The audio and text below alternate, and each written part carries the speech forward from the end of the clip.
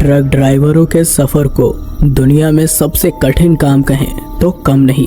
पूरे रास्ते कभी पुलिस का डर रहता है तो कभी लुटेरों का। दोस्तों, इसी दौरान मैंने भी अपने मुश्किल सफ़र में कुछ अजीब सी बातों का सामना किया है। भले ही आपको मेरी आप बीती झूठी लगे, लेकिन अंत तक सुनने के बाद आपको यकीन हो ही जाएगा कि सच में ये बहुत ही ज़्यादा डरा देने वाला किस्सा था।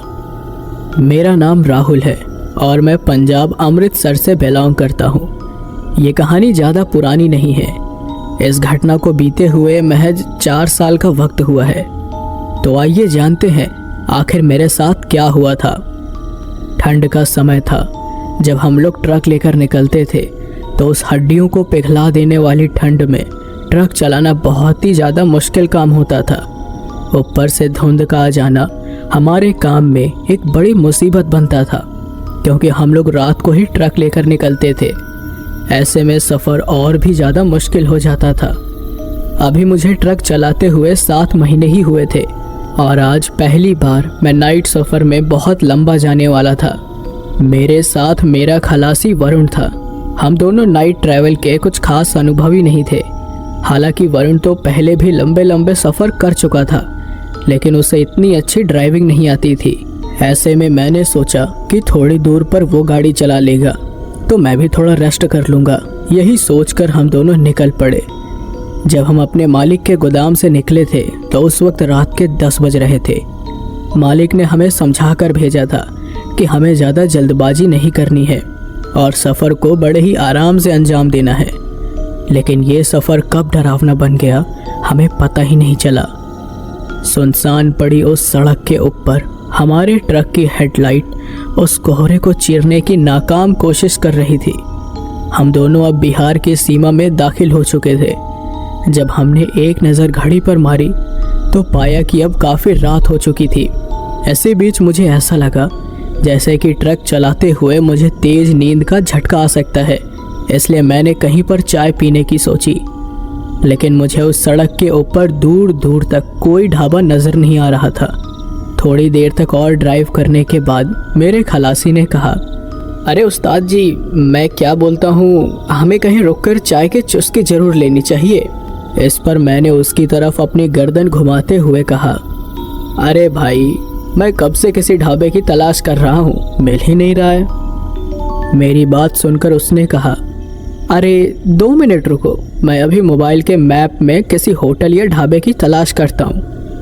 अभी वो मोबाइल के अंदर देखने ही वाला था कि तभी मेरी नज़र सामने की तरफ पड़ी। वहाँ पर एक बोर्ड लगा हुआ था और उस ढाबे के ऊपर किसी ढाबे का नाम लिखा हुआ था। वो देखते ही मैंने ट्रक के स्पीड को कम कर दिया। बिहार के इस इलाके में बहुत ही सूखे हुए पेड़ थे और सड़क के दोनों तरफ सूखा हुआ जंगल था, जिसमें सारे पेड़ सूखे हुए थे। उन सूखे हुए पेड़ों को देखकर ऐसा लग रहा था जैसे ये किसी जानवर की सूखी हुई हड्डियां हो। मैंने सड़क के बगल में अपने ट्रक को रोका और उसके बाद ट्रक के नीचे उतरकर उस ढाबे की तरफ जाने लगा। मेरे पीछे पीछे मेरा खलासी भी आ गया था। हम दोनों उस ढाबे के पास पहुंचे तो पहले तो हमें वहां कोई नज़र नहीं आया, लेकिन उसके बाद मेरी नज़र एक बूढ़े आदमी पर पड़ी। वो बूढ़ा आदमी उस ढाबे के अंदरूनी सतह में बैठा हुआ था। मैंने उस आदमी से कहा, अरे दादाजी, जरा हमारे लिए 2 चाय लगा देना प्लीज़। मेरी बात सुनकर उसने अपनी गर्दन हिलाई और उसने हम दोनों को बैठने का इशारा किया। ठंड कुछ इस कदर बढ़ गई थी कि हमारे दांत आपस में किटकिटा रहे थे। तभी वो आदमी कुछ लेकर हमारी ओर आया। फिर वो जैसे ही हमारे पास पहुंचा तो हम दोनों हैरान हो गए। उसने चाय बनाकर तैयार भी कर दी थी। हमें यहाँ पर बैठे हुए 1 मिनट भी नहीं हुआ था और उसने इतनी जल्दी हमें चाय बनाकर दे दी। ये चीज़ मुझे कुछ हजम नहीं हो रही थी, इसलिए मैंने उस बूढ़े आदमी से कहा, अरे दादाजी, आपने तो चाय बनाने में 2 मिनट भी नहीं लगाई। मेरी बात सुनकर उस आदमी ने कहा, भाई साहब, आपको आम खाने से मतलब है या फिर पेड़ गिनने से? उसकी बात सुनकर मैं कुछ बोल नहीं पाया। तभी मेरे खलासी ने कहा, अरे कभी कभी आम के साथ साथ पेड़ भी गिनने चाहिए। और इतना बोलकर वो हंसने लगा, लेकिन वो आदमी थोड़ा सीरियस लग रहा था। उस आदमी ने हम दोनों की बात पर ज़्यादा ध्यान नहीं दिया और हमें चाय पकड़ाकर वो वापस से अपने ढाबे के अंदर जाकर बैठ गया। मैं अभी चाय की चुस्की लेने ही वाला था कि तभी मेरे खलासी ने कहा, ये खून कहाँ से आया? वो बहुत ज़ोर से चिल्लाया और जब मैंने अपने चाय की तरफ देखा तो पाया कि वो खून ही था। मुझे उस आदमी के ऊपर बड़ा तेज गुस्सा आया, इसलिए मैं उसकी तरफ झपटा और चिल्लाते हुए बोला, अबे बुड्ढे, तूने हमारे लिए चाय बनाई है या फिर खून? मैंने इतना कहा ही था कि दूसरे ही पल मेरे पैरों तले से ज़मीन ही खिसक गई। लेकिन मैंने देखा कि वो बुढ़े टाइप में दिखने वाला आदमी किसी शैतान की तरह बन गया था। उसके नाखून लंबे लंबे थे और उसके दांत उसके जबड़े को फाड़कर बाहर निकले हुए थे।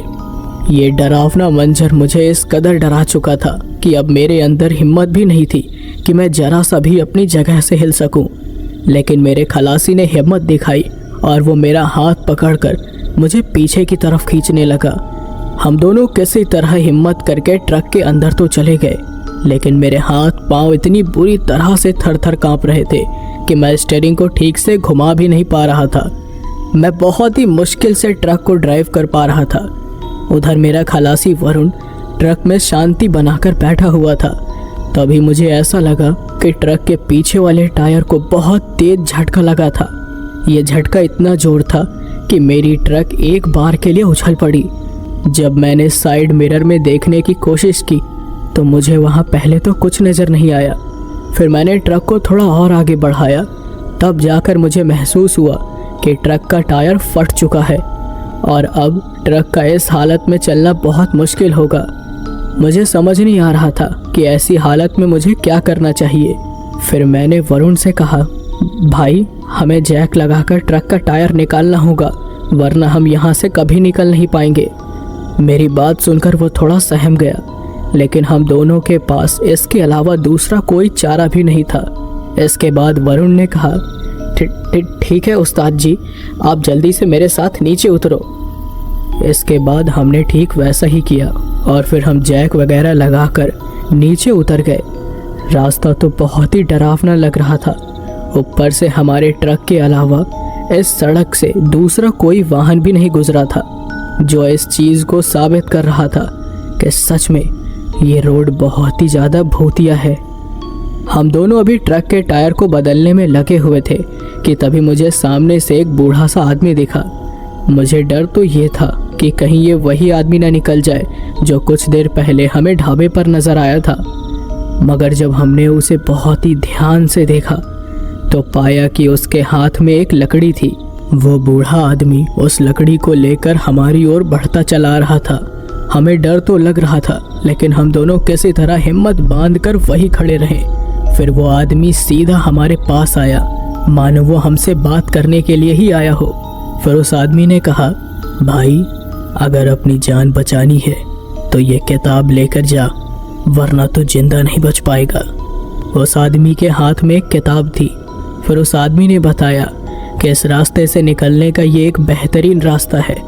तुम जितना इस रास्ते को आसान समझ रहे हो, ये उससे भी कई ज़्यादा मुश्किल और डरावना है। तुम दोनों की जान कभी भी जा सकती है। पहले तो मुझे उस बूढ़े आदमी की बात पर विश्वास करना ठीक नहीं लग रहा था, लेकिन फिर मुझे लगा कि एक किताब ही तो लेनी है, हमें ले लेनी चाहिए। उसके बाद मैंने उस बूढ़े आदमी की तरफ अपना हाथ बढ़ाया और फिर उसने वो किताब मेरे हाथ में थमा दी। मुझे घबराहट तो हो रही थी, लेकिन किसी तरह से मैंने उस किताब का पहला पेज पलटा। पहले पेज में ट्रक की हेडलाइट दिखाई गई थी। पहले चित्र को देखकर ऐसा लग रहा था कि ट्रक की हेडलाइट ऑन है। फिर दूसरे पेज के अंदर वो हेडलाइट ऑफ नज़र आ रही थी। मुझे कुछ समझ में नहीं आया। फिर हमने ज़्यादा ध्यान नहीं दिया और ट्रक को स्पीड से वहाँ से निकालने लगे। लेकिन तभी मुझे सामने की तरफ एक बोर्ड नज़र आया। उस बोर्ड के ऊपर कुछ वार्निंग लिखी गई थी। पहले तो मैंने उनके ऊपर ज़्यादा ध्यान नहीं दिया और फिर जैसे जैसे ट्रक आगे बढ़ती गई वैसे वैसे मुझे कुछ कुछ समझ में आने लगा। मैं देख रहा था कि जैसे ही मैं ट्रक की हेडलाइट को ऑफ और ऑन करता तो उसके साथ ही मुझे ट्रक के ऊपर कुछ लोग भागते हुए नजर आते हैं। हालांकि वो लोग ट्रक से दूर ही नजर आते थे, इसलिए मैंने याद किया कि उस किताब के अंदर पहले पन्ने के निचले वाली साइड में हेडलाइट ऑफ दिख रही थी। यानी इसका मतलब यही था कि मुझे थोड़ी दूर तक अपने ट्रक के हेडलाइट को ऑफ करके ही चलाना था। फिर मैंने वैसा ही किया। मैंने ट्रक की हेडलाइट को ऑफ कर लिया। हालांकि इंडिकेटर की लाइट ऑन थी, जिससे मैं हल्की फुल्की रोशनी से सड़क की थोड़ी दूरी को देख सकता था। और साथ ही मैंने ट्रक के स्पीड को बहुत कम कर दिया, जिससे मुझे ये अंदाज़ा हो सके कि ट्रक किस साइड चल रही है। लगभग 15 मिनट तक ट्रक बिना हेडलाइट के चली और उसके बाद मुझे फिर से एक चेतावनी बोर्ड नज़र आया। उस चेतावनी बोर्ड में कुछ लिखा हुआ था, लेकिन वो सब कुछ उर्दू में लिखा था और हम दोनों ही उर्दू पढ़ने में नाकाम थे। इसलिए हमने फिर से उस किताब का पन्ना पलट दिया। जैसे ही हमने उस किताब का दूसरा पन्ना पलटा तो हमने देखा कि उस पन्ने के अंदर ट्रक को भगाते हुए दिखाया गया था, जिसमें एक ट्रक भाग रही थी और उसके पीछे धुआं उड़ रहा था। साथ ही उस ट्रक के आजू बाजू में भी कुछ नजर आ रहा था। इसका मतलब साफ था कि मुझे इस चरण में ट्रक को बस स्पीड में भगाना है, बाकी हमारे साथ कुछ भी हो सकता है। दूसरा चरण शायद अब शुरू हो चुका था। जैसे ही ट्रक रफ्तार से आगे बढ़ रही थी, वैसे ही सड़क के ऊपर सफ़ेद सफ़ेद रंग का धुआं फैल रहा था। ऐसा लग रहा था कि जैसे अब चारों तरफ धुंध छा गई थी। लेकिन मैं अच्छी तरह से जानता था कि धुंध का हाल कभी भी इस तरह का नहीं होता। वो सफ़ेद रंग का धुआं ही था जिसने पूरी सड़क को अपने गिरफ्त में ले लिया था। अब तो हमारी हालत पहले से भी ज़्यादा ख़राब हो रही थी, क्योंकि हम ड्राइव भी ठीक से नहीं कर पा रहे थे। सामने का नज़ारा दिखना बंद हो गया था। लेकिन तभी मुझे ऐसा लगा जैसे कोई चीज़ ट्रक से बहुत तेज़ गति से टकरा गई थी। वो इतनी तेज़ी से टकराई थी कि ट्रक एक बार के लिए पूरा जोर से हिल गया। लेकिन हमारी हालत इतनी ज़्यादा ख़राब थी कि हम ट्रक से तो बिल्कुल भी नीचे नहीं उतर सकते थे। तभी मेरे खलासी वरुण ने कहा, हमें ट्रक को नहीं रोकना चाहिए, चाहे कुछ भी हो जाए। हमें ट्रक को लगातार चलाते ही रहना है। लेकिन अब मेरी हिम्मत जवाब दे चुकी थी, इसलिए मैंने अपने खलासी वरुण से कहा, भाई ट्रक को चलाना अब मेरे बस की बात नहीं है, इसलिए तू यहाँ आ और ट्रक को चला। मैं तेरे बगल वाली सीट पर बैठता हूँ। मेरी बात सुनकर मेरा खलासी थोड़ा घबरा गया, लेकिन उसके बाद उसने थोड़ी हिम्मत दिखाई और फिर उसने ट्रक के स्टीयरिंग को पकड़ लिया। हालांकि उसे थोड़ा बहुत तो ट्रक चलाना ही आता था, लेकिन वो पूरी तरह से ड्राइवर नहीं बना था। ऐसे में उसका पूरा ध्यान रखना मेरी जिम्मेदारी थी। जैसे जैसे ट्रक आगे बढ़ते जा रही थी, वैसे वैसे मेरे दिल की धड़कन भी तेज होती जा रही थी। पर फिर न जाने कैसे, लेकिन मुझे नींद आने लगी।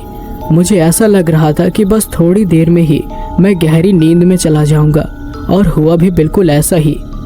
अभी मैं इधर उधर देख ही रहा था कि न जाने कैसे, लेकिन मुझे तेज नींद का एक झटका आया।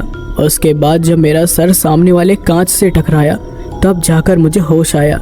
जैसे ही मैंने अपनी आंख खोलकर देखी तो पाया कि ट्रक पलटी खाकर नीचे गिर चुकी थी और मेरा खलासी वरुण बुरी तरह से जख्मी हो गया था।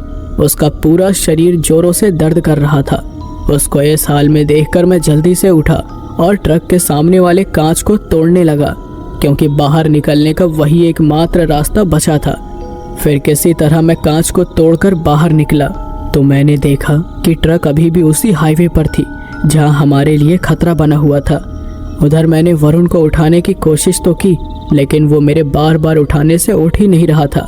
हालांकि उसकी सांसें एकदम सही चल रही थी। फिर किसी तरह से मैंने उसे उठाया और जब उसे होश आया तो वो हड़बड़ाते हुए उठा और बोला, उस्ताद जी, वो हमें जिंदा नहीं छोड़ेगी, वो हम दोनों को मार देगी। मेरे खलासी वरुण का चेहरा काफ़ी ज़्यादा डरा हुआ था। तभी मैंने वरुण से कहा, अरे भाई, लेकिन हुआ क्या? मेरी बात सुनते ही उसने कहा, वो निशाचर हैवान हम दोनों के ऊपर हावी होने वाला है, हमें यहाँ से जल्दी से निकलना होगा। कि तभी मेरी नज़र उस किताब पर पड़ी। वो किताब उसके बगल में गिरी हुई थी। फिर मैं जल्दी से भागा और उस किताब के पन्ने को पलटने लगा। अभी मैं उस किताब के पन्ने को पलटने ही वाला था कि अचानक उस सड़क के आजू बाजू में गिरी हुई सारी की सारी मिट्टी एकदम से उड़ने लगी। वो हमारी आंखों में गिरने लगी। साथ ही हमें ऐसा लग रहा था कि उस मिट्टी के हमारी आंखों में गिरने से हमें बहुत तेज जलन हो रही थी। वो जलन कुछ इस कदर बढ़ गई थी कि अब मैं अपनी आंखें मसलने लग गया था। इधर मेरे खलासी वरुण के साथ भी बिल्कुल ऐसा ही हो रहा था। हम दोनों अब अपनी अपनी आंख मसलते जा रहे थे, लेकिन मैंने अपने हाथ से उस किताब को नहीं छोड़ा था। फिर धीरे धीरे वहाँ की स्थिति नॉर्मल होने लगी। जैसे ही वहाँ का माहौल शांत हुआ तो मैंने देखा कि अब हमारी ट्रक फिर से वापस सही खड़ी हो गई थी और आजू बाजू में जो सूखे हुए पेड़ नजर आ रहे थे अब वो एकदम हरे भरे हो चुके थे। ये नज़ारा हमारे लिए किसी सदमे से कम नहीं था। ऐसे बीच वहाँ पर हलचल होने लगी। उस हलचल को महसूस करके मैं समझ रहा था कि कोई हमारी तरफ बढ़ रहा था, जिसके कदम भारी भारी थे। जैसे ही उसके कदम जमीन पर पड़ते तो उसके साथ ही हमें बहुत जोर की आवाज़ आती। ये कोई नॉर्मल इंसान तो नहीं था और ये आवाज़ हमारे बिल्कुल पीछे से आ रही थी।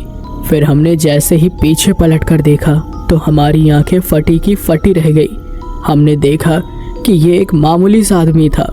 ठीक से देखने पर पता चला कि ये वही बुढ़ा था जिसने हमें चाय के बदले में खून दिया था। उस बूढ़े आदमी को देखकर मुझे डर भी लग रहा था और साथ ही उसके ऊपर गुस्सा भी आ रहा था। फिर उस आदमी ने मुस्कुराते हुए कहा, अरे बेटा, तुम लोगों ने तो चाय के पैसे दिए ही नहीं।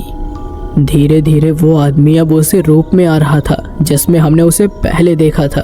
उसका वो खूंखार और डरावना चेहरा और उसके वो जबड़े को फाड़ कर निकले हुए बाहरी दांत, ये दृश्य हर किसी का दिल दहला देने वाला था। हम दोनों चाहते तो जल्दी से भागकर ट्रक के अंदर बैठ सकते थे, लेकिन ट्रक के अंदर बैठना अब मुझे बिल्कुल भी सही नहीं लग रहा था। ऐसे में मैंने अपने खलासी वरुण को इशारा किया कि हम दोनों को यहाँ से पैदल ही भागना होगा और फिर हम दोनों पूरा दम लगाकर वहाँ से पैदल पैदल भागने लगे।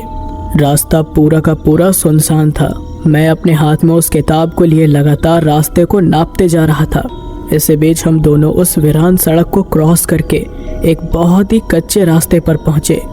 उस रास्ते के एक तरफ मुझे हरी सब्जियां नजर आ रही थी और एक तरफ सुनसान खेत भी पड़े थे जिनके अंदर टपरियां बनी हुई थी। शायद उन टपरियों के अंदर कोई इंसान हो सकता था। हम दोनों को ये एक बेहतरीन मौका लगा। फिर मैंने सोचा कि एक बार अपने किताब के पन्ने को पलटकर देखना ही चाहिए कि आखिर उसमें है क्या। फिर हमने जैसे ही उस किताब के अगले पेज को पलटा तो हमारी आंखें खोली की खोली रह गई। हमने देखा कि उस पेज में कुछ टापू बने हुए थे और उन सभी टापू के अंदर अजीब अजीब तरह के जानवर थे।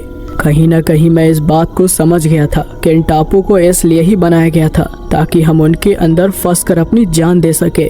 अब हमें बस किसी तरह से यहाँ से निकलने का रास्ता ढूंढना था। जब हमने उस किताब के अगले पन्ने को पलटा तो उसके अंदर एक पुलिस ऑफिसर की तस्वीर थी। वो तस्वीर काफ़ी अलग सी थी।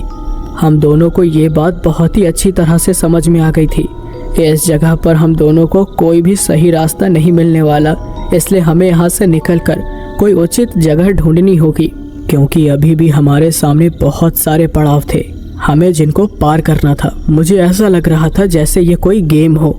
हम दोनों उन टापुओं के करीब से गुजरते जा रहे थे। इससे बीच वरुण जोर से चिल्लाया। पूछने पर उसने बताया कि उस टापू के अंदर उसे बड़े दांत वाला हैवान नजर आया जिसके सर पर सींग थे। लेकिन वो तो अच्छा हुआ कि उस शैतान ने हमारे ओर ध्यान नहीं दिया, वरना अब तक हम दोनों उसके शिकार हो गए होते। हम दोनों को लग रहा था कि अब सब कुछ नॉर्मल चल रहा है और हम दोनों आराम से इन पड़ाव को पार कर लेंगे। लेकिन तभी हमें पीछे से एक हॉर्न की आवाज़ आई। आवाज़ को सुनकर एक बार के लिए हमारे दिल की धड़कन तेज हो गई। एक बार के लिए तो हमें लगा कि हमें कोई सवारी मिल गई है, पर जैसे ही हमने पीछे मुड़कर देखा तो हम हैरान रह गए। हमने देखा कि हमारे पीछे की तरफ हमें अपनी ही ट्रक नज़र आ रही थी जो सामने से लदी हुई थी और उस ट्रक के ड्राइविंग सीट के ऊपर कोई भी मौजूद नहीं था। ट्रक को ऐसे ही खाली चलता हुआ देखकर मेरी तो हालत ख़राब हो गई। मैं समझ गया था कि ये हमारे लिए एक दूसरा पड़ाव है। फिर मैंने वरुण की तरफ इशारा किया और हम दोनों सरपट उस सड़क के ऊपर भागने लगे। सड़क के दोनों तरफ से ठंडी ठंडी हवा हमारे जिस्म से टकरा रही थी। सर्दी के मारे हमारी हालत तो वैसे ही खराब हो चुकी थी, ऊपर से अब हमारी ही ट्रक हम दोनों को टक्कर मारने के लिए पीछे पड़ी थी। भागते भागते हम दोनों एक पेड़ के पास पहुंचे। हमने देखा कि ये पेड़ बाकी पेड़ों से बहुत अलग था, क्योंकि इसकी शाखाएं लंबे लंबे दूरी तक फैली हुई थी और इसके ऊपर चढ़ना भी हमारे लिए मुश्किल नहीं था। फिर मैंने वरुण की तरफ इशारा किया और हम दोनों तुरंत ही उस पेड़ के ऊपर चढ़ गए। तब तक हम अपने ट्रक के इंतजार में थे, लेकिन अब ट्रक कहीं खो गई थी। अब वो कहीं भी नजर नहीं आ रही थी। इसी बीच वरुण ने कहा, अरे उस्ताद जी, जरा सामने तो देखो, मुझे कुछ पुलिस वाले खड़े नजर आ रहे हैं। वरुण के मुंह से पुलिस वालों का नाम सुनकर मेरी आंखें चौंधिया गई, क्योंकि ये पुलिस वाले वही पुलिस वाले थे जिनका जिक्र किताब के अंदर किया गया था, और अक्सर किताब के अंदर अपवाद चीज़ों का ही जिक्र था। तो ऐसे में ये साफ था कि वो पुलिस वाला कोई इंसान नहीं था, बल्कि कोई पिशाच था जिसके झांसे में फंसकर हम कभी भी मर सकते थे। जब मैंने घड़ी की तरफ टाइम देखा तो रात के 2 बज रहे थे। बस हमें किसी तरह से इन 2 घंटों का वक्त और बिताना था। 2 घंटे का वक्त बीतने के बाद जैसे ही सूरज आसमान में आता तो उसके साथ ही हमारे ऊपर की सारी बाधाएं खत्म हो जाती।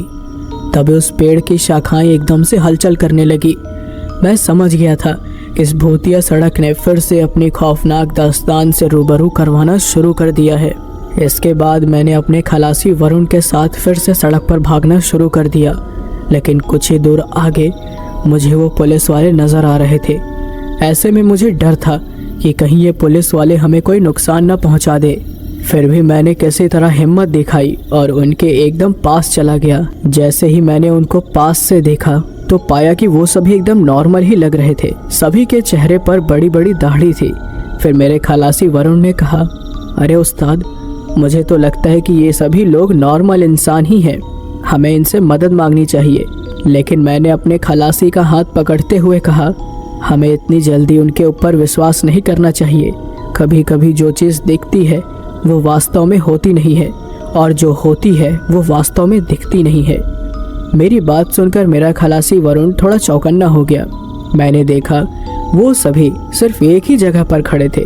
ना ही तो वो इधर उधर देख रहे थे और ना ही उन्होंने हमारे ऊपर ध्यान दिया था। तभी मेरी नज़र उनके बगल में सटे हुए एक रास्ते पर पड़ी। वो रास्ता बहुत ही सकरा था, लेकिन शायद वो हमारी जान बचाने के लिए अहम था। इसलिए मैंने वरुण का हाथ पकड़ा और उसे अपने साथ साथ उसी रास्ते से लेकर जाने लगा। हम कुछ दूर आगे पहुंचे ही थे कि तभी मुझे पीछे से आवाज़ आई, अरे ओ भाई साहब, उस तरफ कहाँ जा रहे हो तुम लोग, और कौन हो, जरा इधर आओ। उस आवाज़ को सुनकर मेरी और वरुण हम दोनों की हिम्मत टूट गई। जैसे ही हमने मुड़कर देखा तो पाया कि वो पुलिस वाला था, जो शायद उन सभी लोगों का लीडर था। बाकी सभी लोग तो अपनी अपनी जगह पर खड़े थे, लेकिन वो हम दोनों का पीछा करते हुए थोड़ी दूर तक आ गया था। फिर मैंने वरुण का हाथ पकड़ा और कहा, चल भाई भाग यहाँ से। और फिर हमने बिना कुछ सोचे समझे उस सुनसान पड़ी सड़क के ऊपर फिर से अपना काम जारी किया और दुम दबाकर भागने लगे। सड़क के आसपास की जगह बहुत ही खौफनाक लग रही थी, जो अब एकदम सुनसान थी। भागते भागते इस बार हम लोग एक ऐसी जगह पर पहुंचे जिसे देखने के बाद हैरानी की कोई सीमा ही नहीं थी। ये वही ढाबा था जहां से हमने अपने ट्रक को रफ्तार से भगाया था। उस ढाबे को अपने सामने देखकर हमारी हालत पतली हो गई थी। तभी हमने देखा कि उस ढाबे के सामने हमें अपना ट्रक पलटी खाया हुआ नजर आ रहा था। वो ट्रक बिल्कुल उसी तरह से पलटी खाकर नीचे गिरा हुआ था जिस तरह से हमारा एक्सीडेंट हुआ था। फिर हम दोनों उसके और करीब जाने लगे। फिर हम जैसे ही उस ढाबे वाली जगह पर पहुंचे तो देखा कि अब वहां पर कोई भी ढाबा नहीं था। वो एक छोटा सा पुराना सा मकान था जो बहुत पुराने टाइम का लग रहा था। उसकी ईंट टूट फूट कर नीचे गिर चुकी थी। मुझे यकीन ही नहीं हो रहा था कि मैं बिल्कुल उस जगह पर पहुंचा हूँ जहाँ से मैं भागा था। सच में ये जगह पूरी तरह से बदल गई थी। सबसे ज़्यादा हैरानी तो मुझे इस बात की थी कि हमारा ट्रक उस ढाबे के सामने पलटी खाकर नीचे गिरा हुआ था, लेकिन हुआ तो उसका उल्टा ही था। हमारा ट्रक यहाँ से करीब 20 से 25 किलोमीटर का सफ़र तय करने के बाद पलटी खाया था। ऐसे में इन चीज़ों को समझना मेरे बस का नहीं था। अब मैं पूरी तरह से हार मान चुका था, इसलिए मैंने फैसला किया कि अब मैं आगे नहीं भागने वाला। मैं वहीं सड़क के किनारे बैठ गया। अब मेरी हिम्मत पूरी तरह से जवाब दे चुकी थी। मेरे बगल में मेरा खलासी वरुण भी बैठ चुका था। तभी वरुण ने उस किताब के पन्ने को पलटना शुरू कर दिया। शायद वो देखने की कोशिश कर रहा था कि आगे हमारे साथ क्या हो सकता है। अब की बार जैसे ही उसने उस किताब के पन्ने को पलटा तो हमने देखा कि वहाँ पर बहुत सारे जानवर की तरह नजर आने वाले अजीब से प्राणी थे और ऊपर की तरफ हल्के हल्के सूरज की रोशनी नजर आ रही थी। मैं समझ रहा था कि बस हमें सूरज के उगने का इंतजार करना चाहिए। जैसे ही सूरज की रोशनी इस जगह पर पड़ेगी तो सारा का सारा मामला नॉर्मल हो जाएगा। अब बस मुझे दिन होने का इंतजार था। हम दोनों उस सड़क के किनारे बैठकर इधर उधर देख ही रहे थे कि तभी हमने देखा कि उस ढाबे के अंदर से हलचल होने लगी और कुछ चीज़ बाहर निकलने लगी। ठीक से देखने पर पता चला कि जिस तरह से उस किताब के अंदर दिखाया गया था बिल्कुल उसी तरह से उस टूटे फूटे ढाबे के अंदर से अजीब से राक्षस नजर आ रहे थे। वो अजीब से जानवर या फिर राक्षस अब हमारी तरफ बढ़ रहे थे। वो सभी बहुत ही भयानक लग रहे थे। तभी मैंने वरुण की तरफ इशारा किया और उसे फिर से सरपट दौड़ने को कहा, लेकिन इस बार हमारे पैर जमीन के अंदर जम गए थे। जैसे ही हमने नीचे देखा तो पाया कि जमीन के अंदर से कुछ हाथ उखड़े हुए थे और उन हाथों ने हमारे पैरों को बुरी तरह से जकड़ रखा था। हम पूरी कोशिश करने के बावजूद भी अपनी जगह से हिल नहीं पा रहे थे और वो राक्षस की तरह दिखने वाले जानवर हमारी तरफ बढ़ते ही चले जा रहे थे। थोड़ी देर तक कोशिश करने के बाद अब मैं और वरुण हम दोनों ही घबराकर नीचे गिर गए। किसी तरह जब हम हिम्मत करके वापस से उठे तो हमने देखा कि अब वो सारे के सारे राक्षस हमारे ऊपर से होकर गुजर रहे थे और वो सामने की तरफ नजर आने वाले रोशनी के दरवाजे के अंदर जा रहे थे। वो रोशनी का दरवाजा हमें अभी अभी नजर आया था, जो दिखने में बड़ा ही खूबसूरत था। उसके दोनों तरफ सफ़ेद सफ़ेद रंग का धुआं था, जैसे हम कोई भूतिया मूवी का सीन देख रहे हो। बाद में जैसे जैसे वो लोग वहाँ से निकलते गए वैसे वैसे हमें चैन की सांस मिलती रही। कुछ देर के बाद हमें ऐसा लगने लगा जैसे कि अब हमारी हालत पहले से काफ़ी ज़्यादा ठीक हो गई थी। जब हमने नीचे की तरफ ध्यान दिया तो पाया कि अब नीचे की तरफ हमें कुछ भी नज़र नहीं आ रहा था। हमारी पूरी बॉडी नॉर्मल हो चुकी थी। तभी मैंने देखा कि अब वहाँ पर हल्की हल्की रोशनी भी छाने लगी थी। शायद अब सूरज उगने वाला था और उसके साथ ही ये सारे के सारे राक्षस गायब हो गए थे। यानी अब पूरा माहौल शांत हो जाएगा। उसके बाद मुझे और वरुण को न जाने कैसे लेकिन थोड़ी देर के लिए हमें नींद आ गई। लेकिन थोड़ी देर के बाद जैसे ही हमारी आंखें खुली तो हम दोनों ने देखा कि अब हम दोनों उसी पुराने ढाबे के किनारे लेटे हुए थे और हमारा सर काफ़ी भारी भारी हो चुका था। अच्छी बात तो ये थी कि हमारी जो ट्रक पलटी खाकर नीचे गिरी थी वो एकदम सही सलामत खड़ी थी। उसे देखकर हम दोनों को राहत की सांस मिली।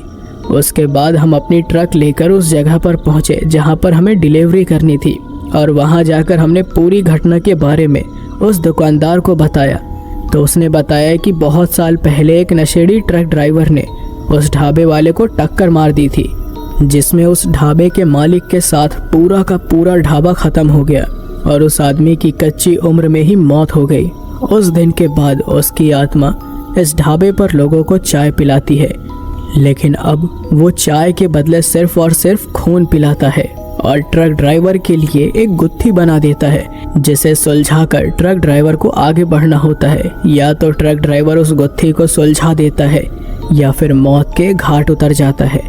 उस दुकानदार ने बताया कि तुम दोनों की किस्मत बहुत अच्छी है कि तुम दोनों बिना उस गुत्थी को सुलझाए ही जिंदा बच गए। हालांकि तुम लोगों ने बहुत सारे पड़ावों को पार कर लिया था, लेकिन तुमने बहुत सारी गलतियां भी की। लेकिन दोस्तों, अच्छी बात तो ये थी कि उस दिन हमारी जान बच गई और फिर हम अपने अपने घर लौट गए। और अपने घर वापस आने के बाद मैंने इस ट्रक ड्राइविंग के काम को हमेशा हमेशा के लिए छोड़ दिया, क्योंकि इसमें जान जाने का खतरा भी बना रहता था। तो दोस्तों, ये कहानी यहीं पर समाप्त होती है।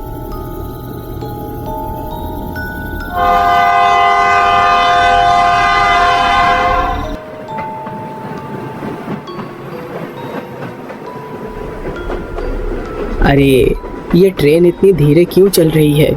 पता नहीं कब पहुंच पाएंगे हम दिसपुर। दिसपुर जाने वाली ट्रेन में बैठी एक औरत ने कहा। उसकी गोद में एक छोटी सी बच्ची सोई हुई थी।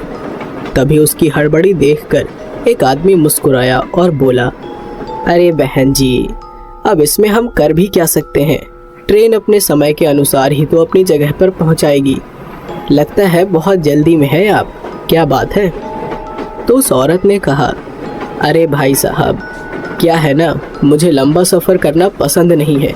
मेरे शरीर में दर्द हो जाता है, इसलिए जल्दी घर पहुंचना चाहती हूँ। उस आदमी ने कहा, अच्छा वैसे आपका नाम क्या है? तो उस औरत ने कहा, जानकी। और आपका?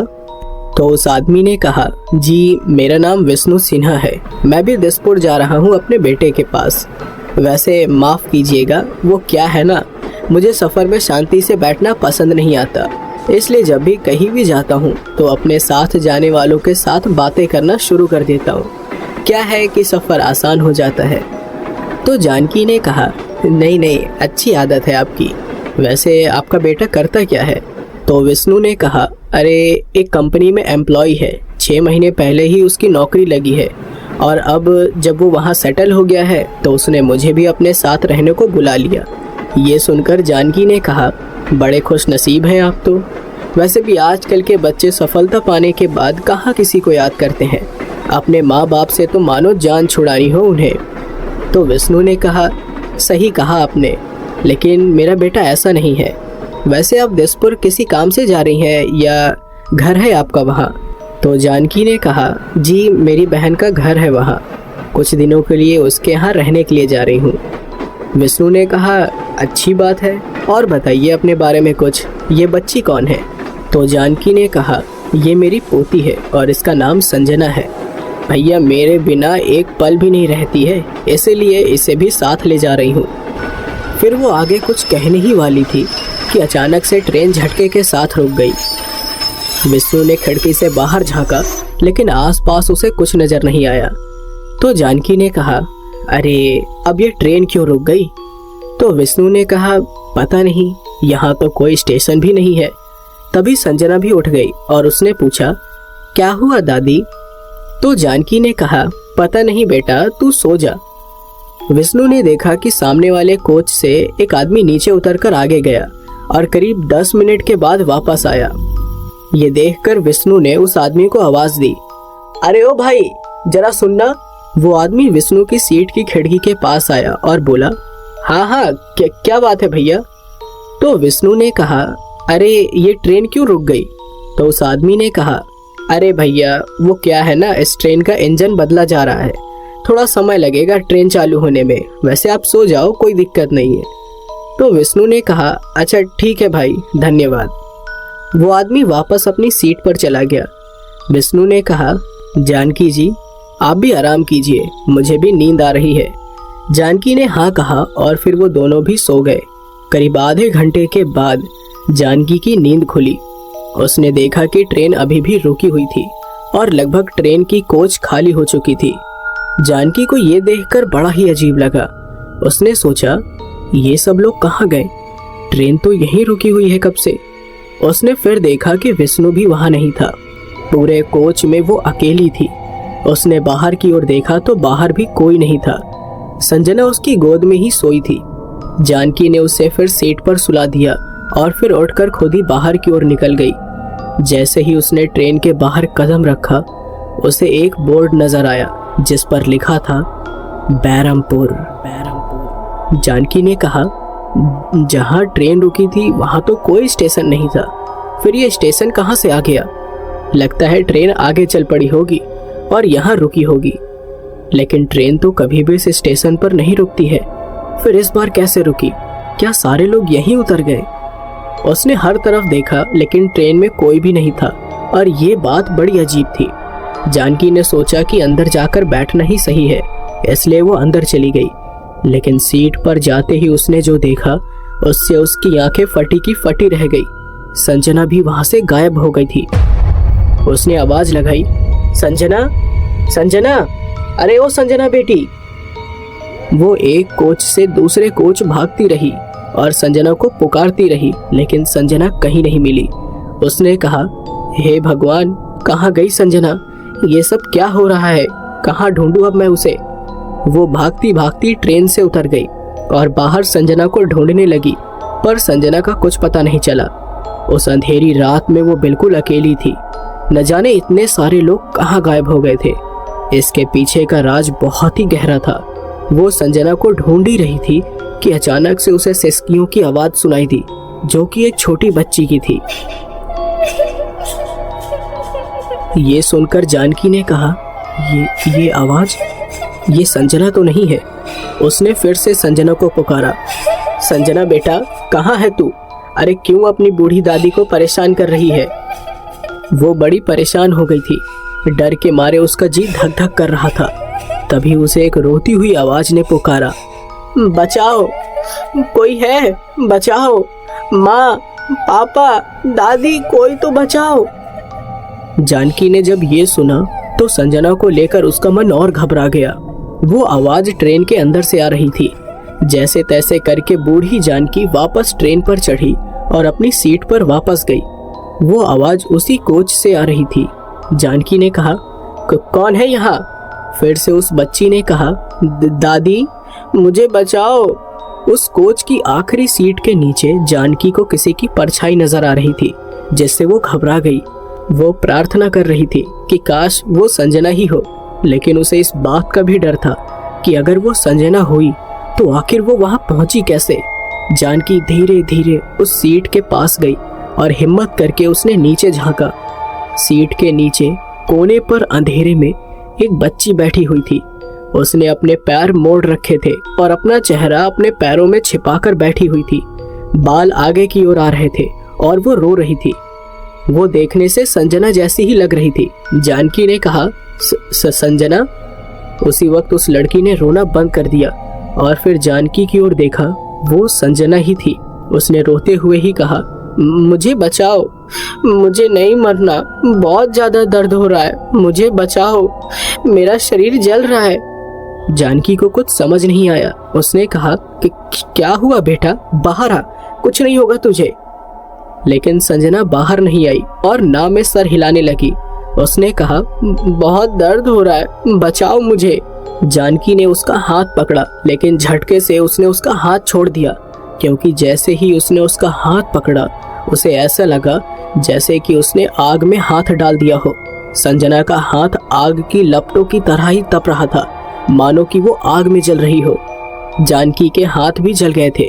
जानकी अपने हाथों को फूंक रही थी और बहुत ज्यादा डर भी गई थी। संजना ने कहा, बचाओ मुझे दादी। जानकी ने कहा, अरे क्या हुआ है बेटा तुझे, बोल क्यों नहीं रही है, अचानक से क्या हो गया तुझे? लेकिन इतने में ही उसे किसी के कदमों की आहट सुनाई दी। ऐसा लग रहा था जैसे कोई ट्रेन में भागते हुए उसकी ओर बढ़ रहा है। जानकी ने पीछे मुड़कर देखा तो उसे एक आदमी आता हुआ दिखाई दिया। जब वो करीब आया तो जानकी ने उसे पहचान लिया। वो विष्णु था। वो पसीने से लथपथ था और हाँफ रहा था। जानकी ने कहा, कहाँ चले गए थे आप, और ये सब क्या हो रहा है भाई साहब? तो विष्णु ने कहा, यहाँ बहुत बड़ी गड़बड़ है बहन जी, यहाँ से फौरन निकलना होगा हमें, चलिए यहाँ से। तो जानकी ने कहा, लेकिन हुआ क्या है? विष्णु ने कहा, अभी ये सब बताने का समय नहीं है, आप चलिए तो। जानकी ने कहा, ठीक है, लेकिन मैं संजना को साथ ले लेती हूँ। ये बोलकर वो वापस संजना की ओर देखने लगी, लेकिन तभी उसने देखा कि संजना तो कहीं जा रही है।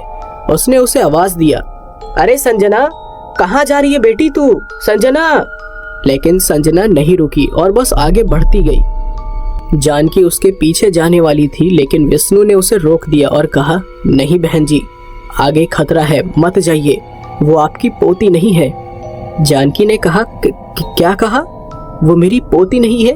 अरे आपने देखा है ना मेरी पोती को, वही तो थी, पता नहीं उसे क्या हो गया है, अजीब सा बर्ताव कर रही है। विष्णु ने कहा, नहीं नहीं, आप नहीं समझोगी अभी, आप बस मेरे साथ चलिए, मैं आपको सब समझा दूंगा। जानकी उसकी बात मानने के लिए तैयार ही नहीं थी और वो संजना के पीछे चली गई। विष्णु उसके पीछे पीछे गया। जानकी ने देखा कि संजना ट्रेन से उतरकर कहीं जा रही है। अंधेरे में उसे कुछ भी समझ नहीं आ रहा था कि वो कहाँ जा रही है, इसलिए वो भी उसके पीछे पीछे गई और अचानक से एक पत्थर से टकराकर गिर पड़ी। उसके घुटने में बड़ी चोट आई, जिसकी वजह से वो खड़ी भी नहीं हो पा रही थी। उस सुनसान स्टेशन पर एक खाली ट्रेन थी और उसके अलावा वहां कोई भी नहीं था। ये सब बड़ा खौफनाक था। विष्णु भागते हुए जानकी के पास आया और उसने उसे उठाया। जानकी ने कहा, संजना कहाँ जा रही है? चलिए उसके पीछे ले चलिए मुझे। विष्णु ने कहा, अरे बहन जी, आप समझ क्यों नहीं रही हैं? ये जगह बहुत ही ज्यादा खतरनाक है, चलिए यहाँ से, वरना हमें भी कुछ भी हो सकता है। वो आपकी संजना नहीं है। जानकी ने कहा, अरे कैसी बात कर रहे हैं आप? अरे वो संजना ही है। जानकी फिर से संजना के पीछे लड़खड़ाते हुए जाने लगी। संजना कुछ आगे चलते चलते रुक गई, जहाँ पर स्टेशन का ऑफिस था। ये देखकर जानकी ने कहा, अरे संजना, क्या कर रही है बेटी? चल यहाँ से, यहाँ रहना खतरे से खाली नहीं है, चल चलते हैं यहाँ से। संजना फिर से रोने लगी और उसने कहा, पता है यहीं पर वो हादसा हुआ था और सब कुछ एक पल में ही तहस नहस हो गया। जानकी हैरानी से उसे देख रही थी। उसने पूछा, कौन सा हादसा बेटी? संजना ने कहा, कोई नहीं बचा पाया हमें, मैं और मेरा पूरा परिवार चला गया। जानकी को अब डर लगने लगा था। वो एक कदम पीछे हट गई। उसे भी अब आभास हो गया था कि वो संजना नहीं है। वो कुछ करती इससे पहले ही उसे पीछे से एक बच्चे की आवाज सुनाई दी। बच्चे ने कहा, अम्मा, अरे ओ अम्मा, क्या तुमने मेरे बाबा को देखा है? जानकी झट से पीछे मुड़ी, पर पीछे कोई भी नहीं था। उसे फिर से पीछे से आवाज आई, अम्मा, अरे उधर क्या देख रही हो? अरे बताओ ना, मेरे बाबा को देखा है क्या तुमने? जानकी वापस मुड़ी, पर फिर से उसे कोई नहीं दिखा, यहाँ तक कि संजना भी नहीं। एक बार फिर से वो उस इलाके में अकेली खड़ी हुई थी। तभी उसे जोरदार धमाके की आवाज सुनाई दी, जैसे कि कोई बॉम्ब ब्लास्ट हुआ हो, और उसी के साथ बहुत सारी दर्दनाक चीखें भी सुनाई देने लगी। ऐसी आवाज आई जैसे कोई चीख रहा हो, चिल्ला रहा हो और रो रहा हो। जानकी ने डर के मारे अपने कान बंद कर लिए और उसके रोंगटे खड़े हो गए। वो चिल्लाई, अरे बंद करो ये सब, चुप हो जाओ। उसके कानों में लोगों के रोने की आवाज लगातार आ रही थी, जैसे कोई किसी की मौत पर चीख रहा हो।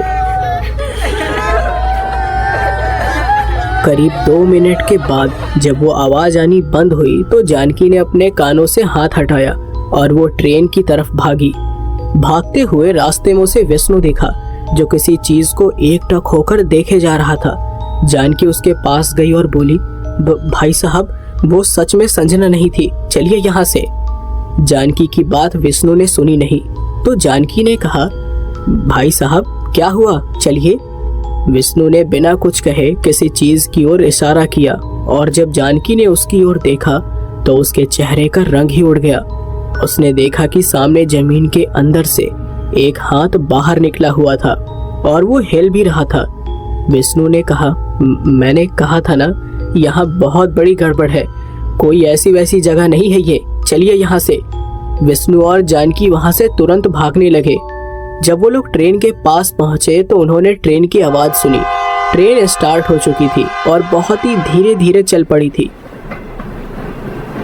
ये देखकर विष्णु ने कहा, ये चालू हो गई है बहन जी, यहाँ से निकलने के लिए ट्रेन पकड़नी होगी। विष्णु पहले ट्रेन में चढ़ गया, लेकिन जानकी को चढ़ने में बहुत परेशानी हो रही थी। ट्रेन की स्पीड भी बढ़ने लगी थी, पर किसी तरह विष्णु की मदद से वो ट्रेन में चढ़ गई।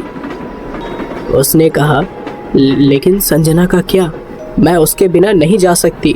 विष्णु ने कहा, मैं जब सोकर उठा तो मैंने देखा कि ट्रेन में बैठे सभी लोग एक एक करके नीचे उतर रहे थे और संजना भी उन्हीं के साथ थी।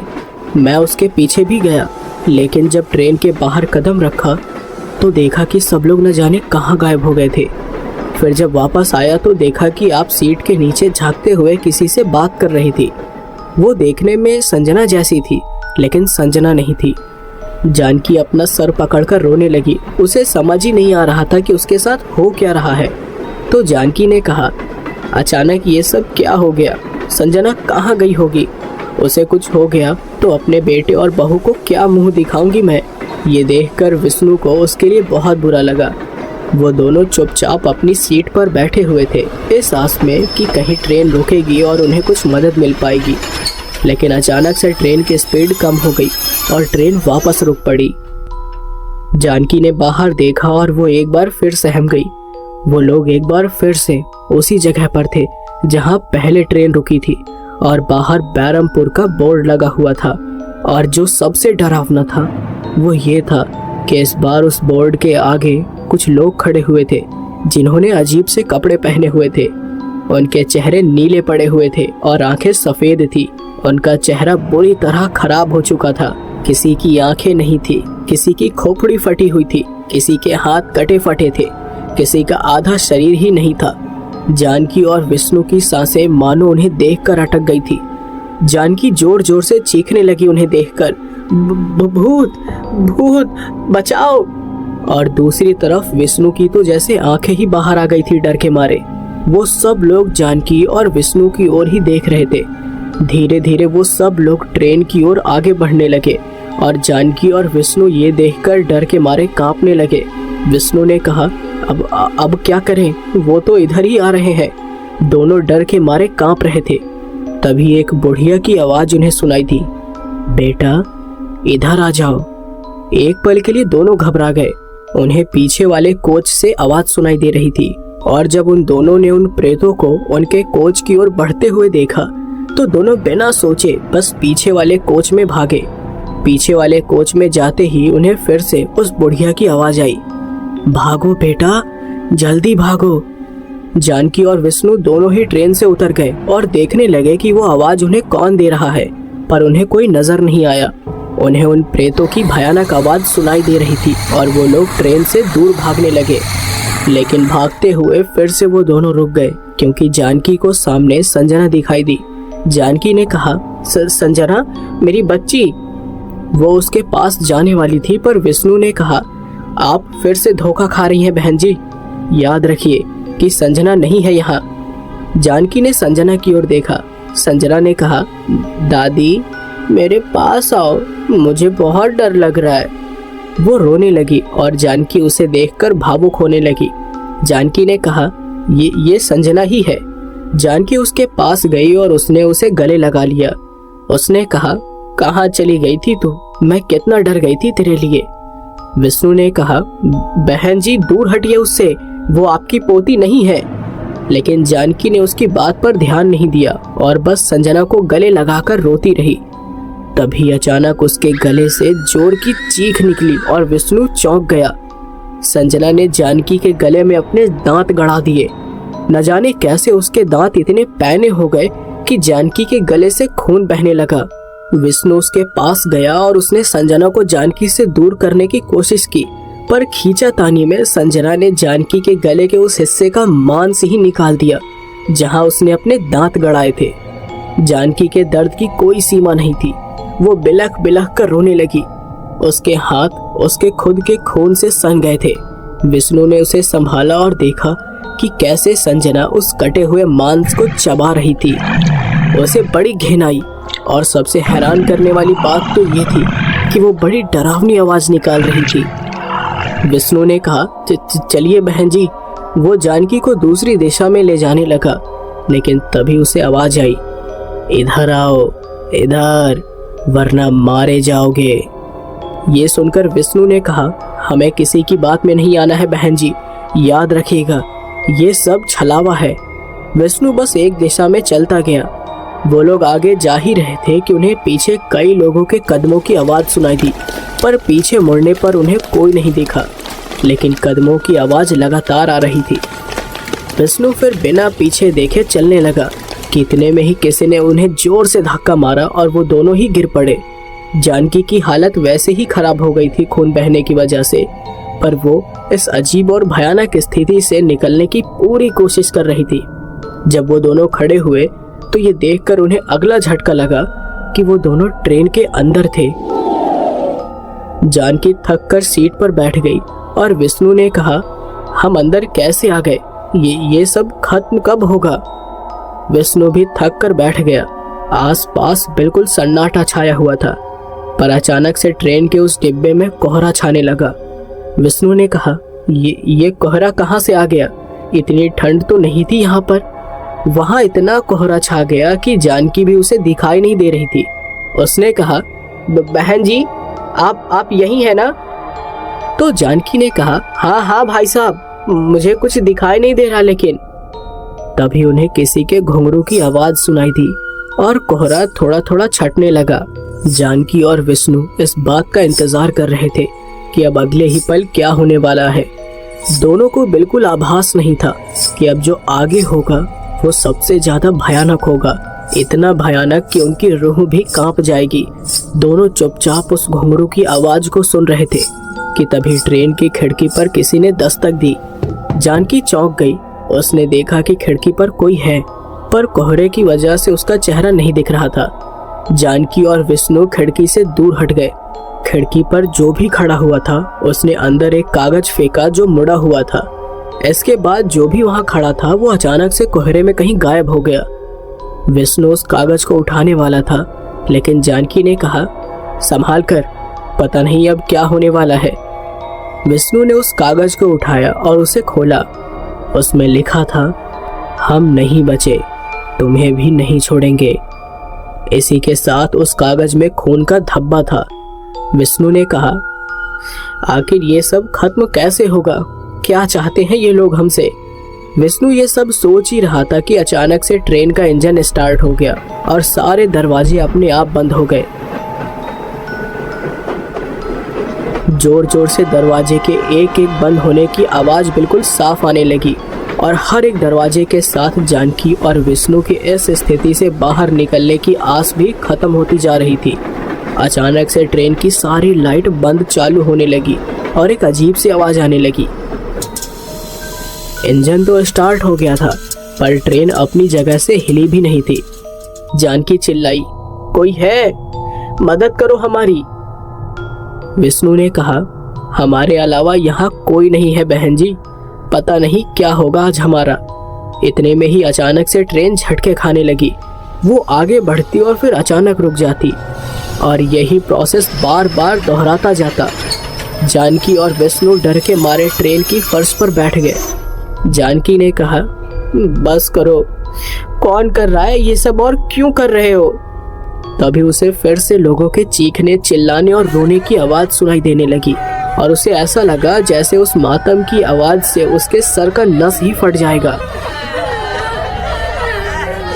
जानकी ने जोर से अपने कान बंद कर लिए। उसके माथे से पसीना बहने लगा और गले के जख्म का दर्द और ज्यादा बढ़ गया। वो आंख बंद करके सब कुछ भूलने की कोशिश कर रही थी, पर कोई फायदा नहीं हो रहा था। फिर अचानक से वहां एक बार फिर से सन्नाटा छा गया। उसने अपनी आंखें खोली। उसकी आंखों में मरने का खौफ नजर आ रहा था। करीब 5 मिनट तक सब कुछ बिल्कुल शांत रहा। न विष्णु ने कुछ कहा और न ही जानकी ने, मानो दोनों सदमे में बैठे हुए थे। विष्णु ने कहा, यहाँ से बचना नामुमकिन है, हम नहीं बच पाएंगे। जानकी ने इस बात का कोई जवाब नहीं दिया। तभी किसी बूढ़ी औरत ने कहा, मैं बचा सकती हूँ तुम्हें, मेरे पास आओ बेटा, तुम्हें सारे दर्द से दूर कर दूंगी। वो आवाज इस बार बड़े करीब से आई थी। विष्णु खड़ा हुआ और वो चुपचाप दबे पांव अपने कोच के आखिरी वाले सीट की ओर जाने लगा, क्योंकि उसे वहां पर एक परछाई नजर आई थी। वो उस सीट के पास पहुंचा। उसने देखा कि ऊपर वाली सीट पर कोई चादर ओढ़े लेटा हुआ था। वो जानता था कि वो छलावा हो सकता है, पर बच के निकलने की आस ने उसकी समझदारी पर काबू पा लिया और वो उसके पास पहुंच गया। उसने कहा, सुनो भाई, क्या हो रहा है यहाँ, कुछ जानते हो क्या? तभी चादर के भीतर से रोने की आवाज आने लगी। विष्णु ने कहा, अरे बोलो ना, क्या है भाई? लेकिन उस आदमी की आवाज फिर बदल गई। वो आवाज अब एक औरत की लग रही थी। उसने कहा, ऐसे ही सो रही थी मैं उस रात ट्रेन में। बैरमपुर स्टेशन पर ट्रेन रुकी। मैं बोतल में पानी भरने के लिए स्टेशन फिल्टर के पास खड़ी हुई थी। मेरे आगे 2-3 लोग थे जो पानी के लिए अपनी बारी आने का इंतजार कर रहे थे। लेकिन जैसे ही मेरी बारी आई, मैं पानी भरने लगी, लेकिन अचानक से न जाने क्या हुआ, एक जोरदार धमाके के साथ सब कुछ खत्म हो गया। आसपास लोगों के चीखने चिल्लाने की आवाज आने लगी। मुझे बहुत दर्द हुआ, जैसे हजारों लोग मुझे कुचलते हुए भाग रहे थे। मैं चिल्ला रही थी, कोई बचाओ, मदद करो, मुझे बचाओ। लेकिन मानो मेरी आवाज किसी को सुनाई ही नहीं थी। कोई मदद के लिए आगे नहीं आया। विष्णु उसकी बात सुनकर हैरान हो गया था। उसने कहा, पर क्या हुआ था उस रात? विष्णु को आगे इस सवाल का कोई जवाब नहीं मिला। चादर ओढ़े जो भी सोया था वो चुप पड़ गया। विष्णु इंतजार कर रहा था कि वो कुछ बोलेगा, लेकिन जब उसने कुछ नहीं कहा तो विष्णु ने उस चादर को धीरे धीरे खींचना शुरू कर दिया। जानकी कुछ दूरी पर खड़े हुए सब कुछ देख और सुन रही थी। विष्णु उस कांपते हुए हाथों से चादर को खींच रहा था और जैसे ही चादर उसके हाथ में पूरी तरह आने ही वाला था, वैसे ही चादर के अंदर लेटा हुआ इंसान उठ बैठा और उसने एक भयानक चीख निकालते हुए विष्णु का गला दबा दिया। विष्णु ने देखा कि वो एक प्रेत था जिसकी एक आंख गायब थी। उसके माथे से पसीना बहने लगा। वो प्रेत उसका गला दबा रहा था जिससे विष्णु की आंखें लाल हो रही थी। जानकी ने जब ये देखा तो वो चीख पड़ी और वहां से अकेले ही भागने लगी, पर ट्रेन के दरवाजे बंद होने के कारण बाहर नहीं जा सकी। विष्णु के गले में उस प्रेत के नुकीले नाखून गड़े जा रहे थे। उस प्रेत ने कहा, हम नहीं बचे, तुम्हें भी नहीं छोड़ेंगे। विष्णु की नजर उस प्रेत के पैरों की ओर गई जो हवा में थे। वो प्रेत विष्णु को देखकर अजीब तरीके से हंसने लगा। जानकी भागते हुए रुक गई और उसने सोचा, मैं विष्णु को अकेला कैसे छोड़ सकती हूँ। नहीं नहीं, उन्होंने मेरी जान बचाई थी, अब मेरी बारी है। ये सोचकर जानकी हिम्मत करके वापस उस डिब्बे की ओर गई जहाँ वो प्रेत था। उस प्रेत के नाखूनों से विष्णु के गले से खून बहने लगा और उस प्रेत ने उसका गला दबाना छोड़कर अपने दांत गले में घुसा दिए और उसका खून चूसने लगा। विष्णु को अपनी मौत साफ दिखाई दे रही थी और वो कुछ कर भी नहीं पा रहा था। उसका खून पीते समय वो प्रेत विष्णु के हाथों को जोर से दबाने लगा, जिससे विष्णु को और भी ज्यादा भयानक दर्द हुआ। लेकिन ठीक उसी समय जानकी वहां पहुंच गई और उसने उस प्रेत के लंबे बालों को पकड़कर विष्णु से दूर खींचा। उसने कहा, छोड़ उन्हें, छोड़। लेकिन वो प्रेत अब गुस्से में आ गया और जोर से गुर्राया और उसने विष्णु को छोड़ अब जानकी की ओर देखने लगा। दूसरी तरफ विष्णु अपने गले को पकड़कर नीचे गिर पड़ा और खांसने लगा। जानकी ने देखा कि वो प्रेत उसी की ओर बढ़ने लगा और वो डर के मारे कांपने लगी। उसने कहा, मेरे पास नहीं, मेरे पास मत आना। कि क्या चाहिए तुम्हें? अरे क्या बिगाड़ा है हमने तुम्हारा? लेकिन वो प्रेत आगे बढ़ते बढ़ते रुक गया और रोने लगा। उसने एक अजीब भारी भरकम आवाज में कहा, हमने क्या बिगाड़ा था किसी का जो हमारे साथ वो हादसा हुआ? कोई नहीं आया मदद करने के लिए, सब तमाशा देखते रहे। तो जानकी ने पूछा, क्या हादसा हुआ था? प्रेत ने रोना बंद कर दिया, लेकिन जानकी के सवाल का कोई जवाब नहीं दिया। जानकी ने उस ओर देखा जहां पहले विष्णु था, लेकिन अब विष्णु भी वहां से गायब हो चुका था। जानकी अब और डर गई। उसने कहा, विष्णु भाई साहब, कहाँ गए आप? वो चारों ओर विष्णु को देखने लगी, लेकिन वो न जाने उसके सामने से कहाँ गायब हो गया। तभी किसी ने जानकी के कंधे पर हाथ रखा और जानकी चौंक कर पीछे मुड़ी। पीछे मुड़ते ही सामने का मंजर देखकर उसकी रूह कांप गई। उसने देखा कि उसके सामने वो सारे प्रेत थे जिन्हें उसने पहले देखा था। सबके चेहरे पर अजीब सी मुस्कान थी और उनमें से एक के हाथ में था विष्णु का कटा हुआ सर। विष्णु का बाकी शरीर नीचे पड़ा हुआ था, जिसके मांस को कुछ प्रेत चीर चीर कर खाए जा रहे थे। वो घिनौना मंजर देखकर उसे अपनी आंखों पर यकीन नहीं हो रहा था।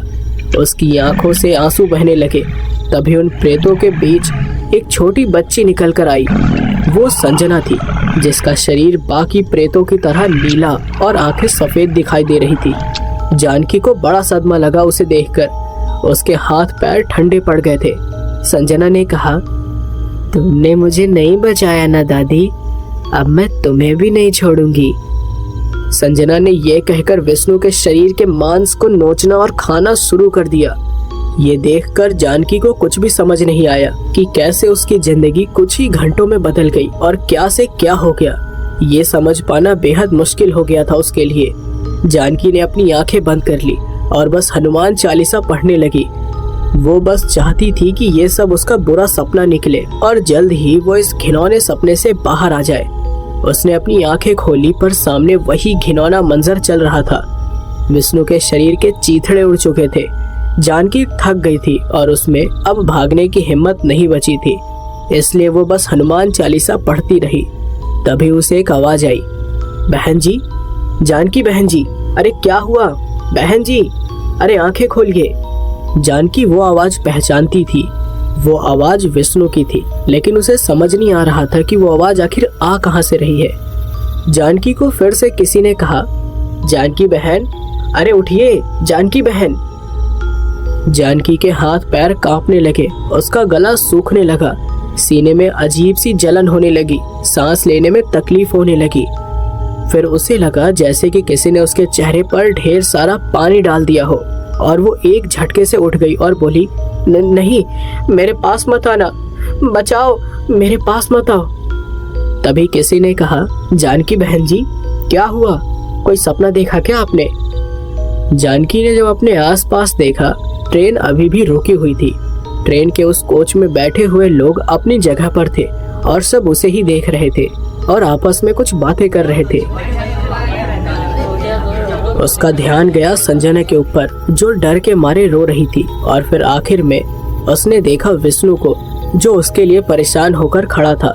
फिर उसने खुद को देखा, वो अपनी सीट पर ही बैठी हुई थी। उसके गले पर कोई चोट नहीं थी, लेकिन उसके बाल गीले हो गए थे क्योंकि विष्णु ने उसके सर पर पानी डाला था। जानकी ने कहा, क्या वो सच में सपना था? विष्णु ने कहा, अरे आप कब से सपने में चीख रही थी बहन जी, क्या देखा आपने? जानकी ने कहा, मैंने बहुत भयानक सपना देखा। हे भगवान, लाख लाख शुक्र है तेरा कि वो बस एक सपना था। तभी ट्रेन में बैठी एक बूढ़ी औरत ने कहा, बैरमपुर पास क्रॉस करते समय किसी न किसी के साथ ऐसा कुछ होता ही है। ये सुनकर जानकी और विष्णु हैरान रह गए। ये सुनकर विष्णु को तो कुछ समझ नहीं आया, लेकिन जानकी जान गई थी कि उसे जो घिनौना सपना आया उसका कोई गहरा राज है। उसने पूछा, क्या है आखिर इस बैरमपुर में? तो उस औरत ने कहा, कई साल पहले इस स्टेशन पर गैस पाइपलाइन फट गई थी, जिसमें न जाने कितने सारे लोग मर गए थे। इनमें से कई लोग ऐसे थे जिनकी इच्छाएं अधूरी थी और इस वजह से उनकी आत्माएं इसी स्टेशन पर भटक रही हैं। कहते हैं वो हादसा बड़ा भयानक था, कोई नहीं बच पाया उस हादसे में। न जाने कितने परिवार उजड़ गए, कितने अनाथ हो गए। इसके बाद इस स्टेशन को फिर से बना तो दिया गया, लेकिन उसके बाद इस स्टेशन पर उतरने वाले लोगों के साथ बड़े भयानक हादसे होने लगे। कई लोगों की जान भी गई यहाँ पर। कहते हैं कि जिन लोगों की आत्मा यहाँ भटकती है वो लोगों की जान ले लेते हैं। यहाँ से गुजरते समय लोगों को बड़ी भयानक आवाज भी सुनाई देती है। तुम तो खुशनसीब हो कि तुम्हें बस एक बुरा सपना आया, वरना इससे भी ज्यादा भयानक कुछ हो भी सकता था। जब लोगों को समझ आया कि ये स्टेशन ठीक नहीं है, तो सरकार ने इस स्टेशन पर किसी भी ट्रेन को रुकने पर बैन कर दिया। तब से ये स्टेशन बस बैरमपुर पास बनकर रह गया और आज ट्रेन का इंजन इसी स्टेशन के पास बदला जा रहा था। इसलिए शायद उन प्रेतों की नज़र में आ गई तुम और तुम्हें भयानक सपना आया। ये सारी बातें सुनकर जानकी के रोंगटे खड़े हो गए। उसके दिमाग में बार बार सारा सपना रिपीट हो रहा था और डर के मारे उसकी सांसें तेज हो गई थी। विष्णु ने कहा, आप चिंता मत कीजिए बहन जी, सब कुछ ठीक है, आप आराम कीजिए। वैसे भी वो स्टेशन हम पार कर चुके हैं। जानकी ने उसकी बात मान तो ली, लेकिन उसे आंखें बंद करने में भी डर लग रहा था कि कहीं फिर से वो भयानक सपने में न फंस जाए। उसने संजना को डर के मारे गले से लगा रखा था और दिसपुर पहुंचते तक उसने अपनी आंखें बंद नहीं की। वो भयानक सपना आखिरी दम तक उसके जहन में बस गया और उसे उसके बाद भी यकीन नहीं हो रहा था कि उस बुढ़िया की कही हुई बातें सच हो सकती हैं। वो कभी भी भूत प्रेत जैसी पैरानॉर्मल चीज़ों पर यकीन नहीं रखती थी, लेकिन वो बुरा सपना उसे ऐसी चीज़ों पर यकीन करने के लिए मजबूर करता रहा। तो दोस्तों, ये कहानी यहीं पर समाप्त होती है। उम्मीद है कि आपको ये कहानी पसंद आई होगी। तो अगर अभी तक आपने चैनल को सब्सक्राइब नहीं किया है तो प्लीज़ सब्सक्राइब कर लेना, और नेक्स्ट टॉपिक आप किस स्टोरी पर सुनना चाहते हैं प्लीज़ कमेंट करके बताना। तो चलिए मिलते हैं आपसे अगली वीडियो में, तब तक के लिए गुड नाइट।